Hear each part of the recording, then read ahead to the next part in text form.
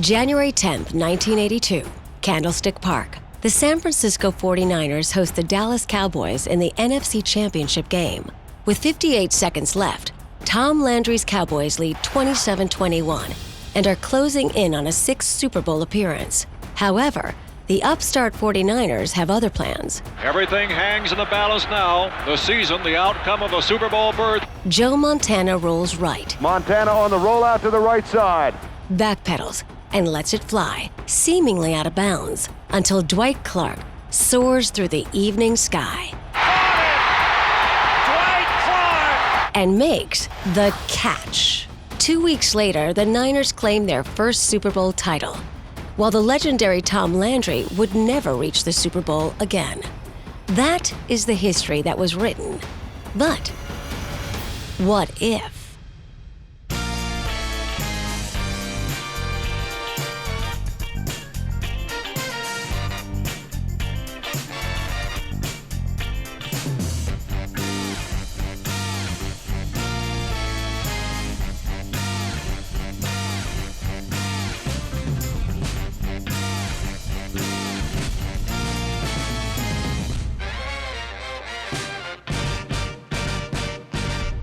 Case 100-3, the catch. The catch, Dwight Clark in the back of the end zone, the NFC Championship game. It was the beginning of one organization that took off, and it was sort of the end of another organization. So, we have a lot of questions to answer, starting with head coach Bill Walsh. Bill Walsh at that time was in his 3rd season. Everybody knows Bill Walsh, that the losses just drained him. It just emptied him. And if he had lost that game right there, what would have happened to Bill Walsh? What would have happened to Joe Cool, Joe Montana here? I mean, we know that now that he won 4 Super Bowls with the 49ers, but if he finished his 3rd season and didn't win a Super Bowl, get bounced out at home right there in the NFC Championship game, would they have stuck with Joe Montana with the 49ers? Montana sacked now. Intercepted by Walsh. There's other far-reaching implications. What about my former coach, Tom Landry here? Tom Landry, one of the teams of the 70s, 5 Super Bowl appearances, 2 Super Bowl wins. Tom Landry might have had a chance to win a 3rd one there if they'd won that game and played the Bengals in the Super Bowl. If things didn't work out for Joe Montana, would the 49ers have been interested in a guy right down the road in Palo Alto, John Elway, who was coming out in a short period of time? Right. Could he have been the future there? And if the 49ers didn't win that game and didn't become the team of the 80s, could this team, led by Iron Mike Ditka, become the team of the 80s? Kick ass, let everything hang out. We know that they won in 85, but they lost championship games twice to the 49ers. Could the Bears have been maybe one of those teams?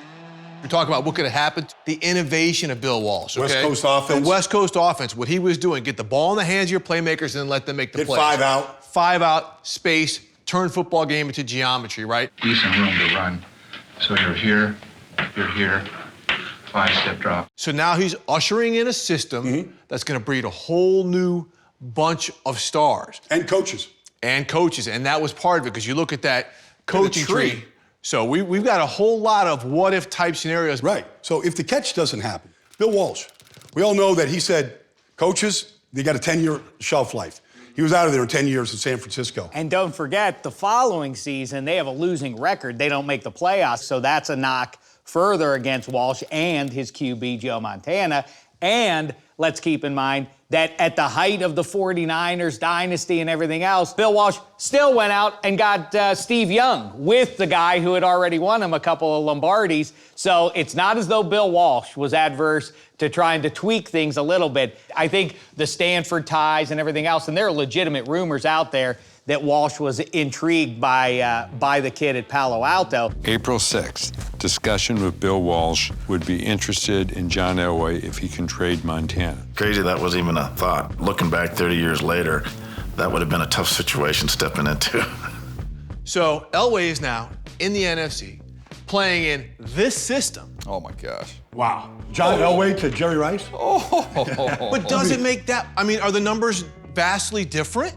than what Montana or Steve First Young of all, put up? John played for forever. He would have played forever there, and the stats would have been obliterated. I don't know if he'd have won more Super Bowls than Montana. I can't say and look at those Super Bowl teams and say, well, you swap out Montana, you put in John Elway, you don't win one of these. He plays longer there. Yeah, I think he's healthier longer. He would be able to hold off Steve Young. Because Elway, some of the movement stuff that Steve Young could do that Joe couldn't do would have come on.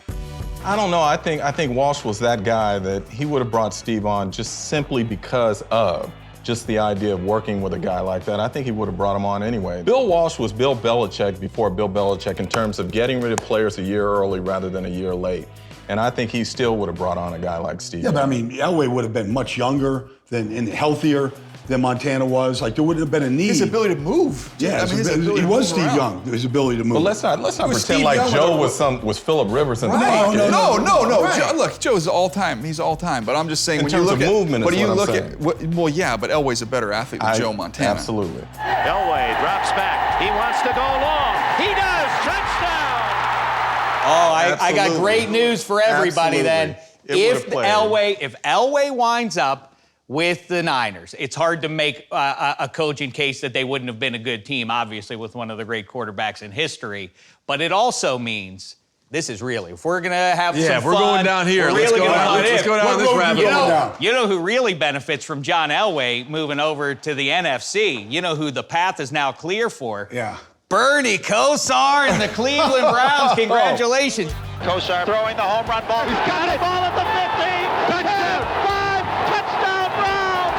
Everybody standing here at the stadium. Don't forget Marty Schottenheimer. Let's get the gleam, all right? Let's go. Marty, you're all getting at least one ring. You're making shot. a Super Bowl trip, maybe a couple. Denver's not in your path in the late 80s in those back-to-back title games. Congratulations, 19. You're playing in the big game, not once but twice. Meantime, if things get sideways, maybe Bill Walsh ultimately doesn't hang on. Maybe the West Coast offense is replaced by, maybe moves to New Orleans and starts the Gulf Coast offense. I don't know what he does with himself. But if the Cowboys do get over the hump, as we throw out here, in 81, what if they win back-to-back, 81 and 82? Then Tom Landry is still vital. He wins a Super Bowl back in 77. Super Bowl 12 is a long time ago by the time Jerry Jones buys the team. If it's in the same decade, if it was 5 years ago, Tom Landry isn't just an icon, he's also a guy who still is winning Super Bowls, at least in recent memory. You lose to the Eagles in 80, you lose to the 49ers in 81. If you win that game, play Cincinnati, if they win, they come right back the following year. Right. In a strike-shortened 9-game season, and you go up against the Redskins, maybe things are different if you win one. The confidence that you have and the team that you have that you're expected to win. Maybe they play differently once you have that third Super Bowl in the. I'm not saying Jerry doesn't still buy the team, but he might really have a hard time selling that one to Dallas and beyond. You remember, if you were there, you remember how big a deal it was that Tom Landry got kicked out of Dallas. It wasn't just that he got canned, it was how he got canned. Right. Very unceremoniously. But I would say to you, knowing Jerry Jones the way that we do, He was going to get his guy. he was going to get his guy, period. Let's get a little bit more aggressive here. This was a third down play. Yeah. So if it's incomplete, they get another shot at have a this. fourth down play. Okay, so let's say that doesn't happen because we're at the stick, right? There's a breeze from time to time. Let's say this ball flutters a little bit, and Everson Walls already has 2 picks, gets the pick. Remember, he's got a fumble recovery, right? 6 takeaways in this game. 6 takeaways, could have been 7. He could have had 4. That's one of the greatest defensive efforts we've seen in a playoff game. Chances of winning. This goes back before that game to 1940. Teams were 3-17 in games where they turned the ball over 6. I don't know what the number is for 7, but I'm guessing it's not good. Everson Walls gets the pick. They get to the Super Bowl again. We're talking about the sky-high performance. Well, I mean, he's got 61 career interceptions and a Super Bowl to begin with. Let's stop beating around the bush. So, they played the Bengals, and everyone's assuming that Dallas would roll them. But suppose they didn't. Let's go, what if the Cincinnati Bengals get that Super Bowl? Maybe the quarterback to for be the in the Hall of Bengals. Fame. Let me get somebody else who's always Maybe had a an little Kenny outside Anderson. shot. Kenny Anderson. Kenny Was he Anderson. MVP of the year that? He was yeah. MVP of the Yes, he season. was league MVP of the NFL that year. Yeah. Anderson back to throw. Fires it down into the end zone. Touchdown. So Cincinnati Bengals win that Super Bowl. Kenny Anderson Would have a chance. Now we've got 2 players, Kenny Anderson and Everson Walls, again, who've been discussed kind of in the fringes for Pro Football Hall of Famers, possibly having stronger cases because the ball fluttered a little bit and Everson Walls breaks up one of the greatest plays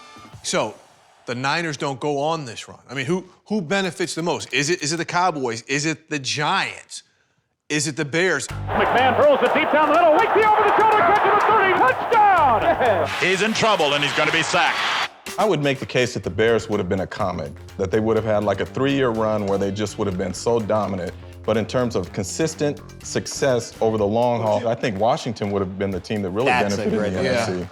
Even with the 49ers, as dominant as they were, in the 80s, Washington went to 4 conference finals, went to 3 Super Bowls, and won 2 Lombardi trophies. And that's without a quarterback who could even be considered a Hall of Famer. So if I'm making that pick of which NFC team benefited most, if San Francisco had not made that catch and had fallen off, I'm going to go Washington. That, gentlemen, may be the nail in the coffin.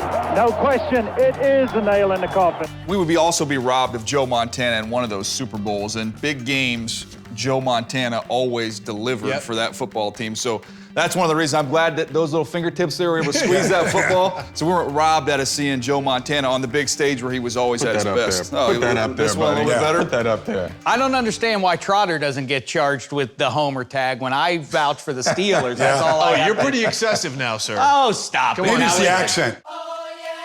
So, if the catch doesn't happen, America's team's run from the 1970s continues into the 1980s. Tom Landry is never fired by Jerry Jones. San Francisco potentially falls apart, opening the door for Washington to be team of the decade. However, most likely, Bill Walsh moves on from Joe Montana in favor of another legendary quarterback who would obliterate the record book, rack up Super Bowl rings, and cement his case as perhaps the greatest of all time. Fellow Stanford product John Elway, and the unquestioned legacy of Joe Montana suddenly has a few question marks. That, my friends, is a wrap.